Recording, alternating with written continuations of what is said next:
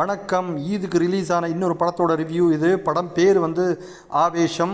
இந்த படத்தோட டைரக்டர் யார் அப்படின்னா, போன வருஷம் மிகப்பெரிய ஹிட்டான ரோமாஞ்சம் படத்தோட டைரக்டர் தான். அந்த கதையும் சரி இந்த கதையும் சரி பெங்களூரில் தான் நடக்குது. கதைப்படி என்னன்னு பார்த்தீங்கன்னா, 3 காலேஜ் ஃப்ரெண்ட்ஸு காலேஜில் ஜாயின் பண்ண வராங்க. அப்போது அங்கே இருக்கிற மற்ற சீனியர்ஸால் ரேக்கிங் செய்யப்படுறாங்க. அதனால் இவங்களுக்கு யாராவது லோக்கலில் தெரிஞ்ச சப்போர்ட் வேணும் அப்படின்றதுக்காக ஒரு தாதாவை தேடுவாங்க.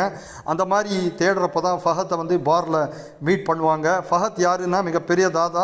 ஆனால் பார்க்குறதுக்கு காமெடியாகவும் ஒல்லியாகவும் குள்ளமாகவும் கொஞ்சம் சைக்கோத்தனமாக சில வேலைகளை செய்கிறவராக இருப்பார்.